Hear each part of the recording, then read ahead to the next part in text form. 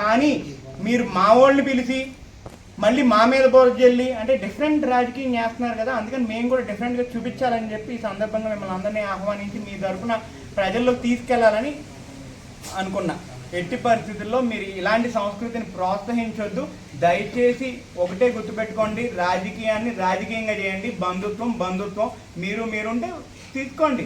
మీరు పిలుచుకుని తప్పలేదు, పెద్ద మనిషిగా మీరు పిలుచుకుని కండువాలు వేసుకుంటారో తాలువాలు కప్పుకుంటారో మీరే చేసుకోండి. అంతేగాని పిలిచినోడేమో గత పాలకుడు, విమర్శించేదేమో గత పరిపాలన. అంటే ఆయన తిట్టావు, ఆడికేమో బొకే తీసుకున్నావు. ఏంటిది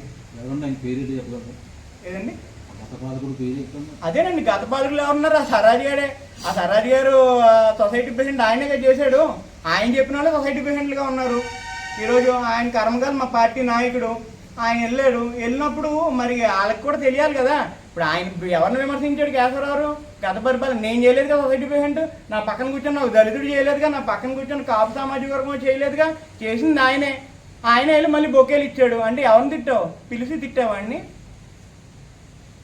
ఏం జరుగుతుంది అనేది బూరుగుపూడి గ్రామంలో రాజకీయం ఎటెళ్ళిపోతుందో కూడా అర్థం కావట్లా.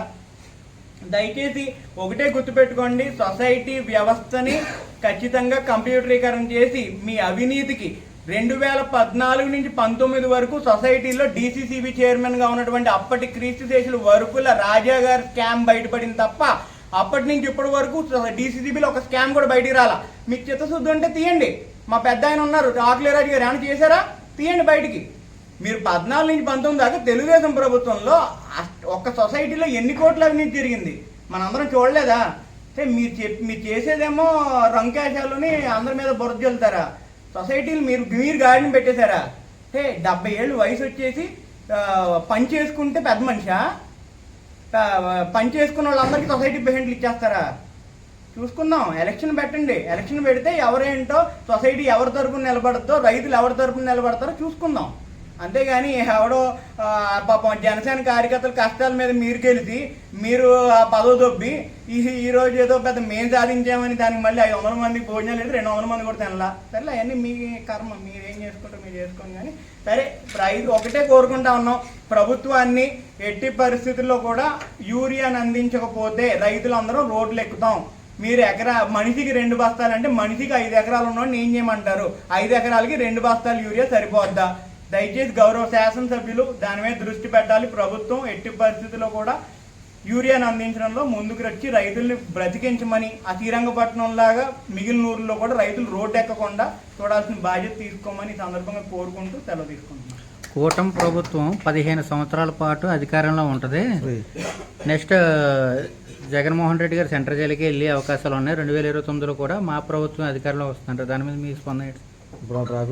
15 సంవత్సరాలు పరిపాలన ఉంటుందా? 15 సంవత్సరాలు వాళ్ళు కాపురం చేస్తారా అంటే ఇప్పుడు మనకి క్లియర్గా అర్థమైపోతుంది. ఒక 20 రోజుల క్రితం సొసైటీలు అంటే 20 సొసైటీలు వేసారా? 3 మండలాల్లో కలిపి 20 సొసైటీల్లో ఈరోజు నరేంద్ర మోడీ గారి ప్రభుత్వం, ఒక విజన్ ఉన్న ప్రధానమంత్రి నరేంద్ర మోడీ గారి సమక్షంలో భారతీయ జనతా పార్టీ వల్ల ఈరోజు కూటమి నిలబడింది ఆంధ్రప్రదేశ్ రాష్ట్రంలో. ఆ భారతీయ జనతా పార్టీకి 20 సొసైటీలో ఒక ప్రెసిడెంట్ ఇవ్వాలా, ఒక డైరెక్టర్ ఇవ్వాలా, ఏదో ఒక డైరెక్టర్ ఇచ్చినట్టున్నారు, ప్రెసిడెంట్ ఇవ్వాలా. అంటే జాతీయ పార్టీకే వీళ్ళు ఇక్కడ తూటాలు పొడిచేస్తుంటే 15 సంవత్సరాలు కాపురం చేస్తారా? చూద్దాం. అది కూడా సొసైటీల్లో ఒక సొసైటీ పేరు బీజేపీకి ఇవ్వలేదు. మార్కెట్ యార్డ్ చైర్మన్ వెళ్ళే, మార్కెట్ యార్డ్ వైస్ చైర్మన్ వెళ్ళే. పాప మా నీరుకొండ చౌదరి గారు అమాయకులు కాబట్టి ఆయన వదిలేసి వీళ్ళందరూ పంచుకుంటున్నారు. ఇంకొక కూటమి ప్రబుద్ధుడు ఏమంటున్నాడంటే ఏదో కూల్చేశారు, లేకపోతే ప్రజావేదిక కూల్చేశారు అంటున్నారు. అసలు ఈయన గురించి నాయకులందరినీ వదిలేసుకున్న పాపం పెండుతి వెంకటేష్ గారిని రాజకీయంగా కూల్చేసిన దుర్మార్గుడు ఈయన. నిజంగా చెప్పాలంటే ఈయన గురించి పెండుతి వెంకటేష్ గారు చాలా మంది టీడీపీ నాయకులు వదిలేసుకున్నాడు. ఈయన ఏం చేశాడు? చాడీలు చెప్పి రోజు పార్టీ ఆఫీసు తిరిగి రాజకీయంగా పెండుతి వెంకటేష్ గారిని కూల్చేయడంలో ప్రధాన పాత్ర మీరు పోషించారు. జగన్మోహన్ రెడ్డి గారు కాదు ప్రజావేదికను కూల్చింది, మీరు నమ్ముకున్న నాయకుల్ని, మీ రాజకీయ ఉన్నతి కారకుడైన పెండుతి వెంకటేష్ గారిని కూల్చేయడంలో ప్రధాన పాత్ర మీరు పోషించారు. ముందు అట్లన్నింటికి సమాధానం చెప్పి అప్పుడు జగన్మోహన్ రెడ్డి గారి జోలికి రావాలని ఈ సందర్భంగా కోరుకుంటా ఉన్నాను.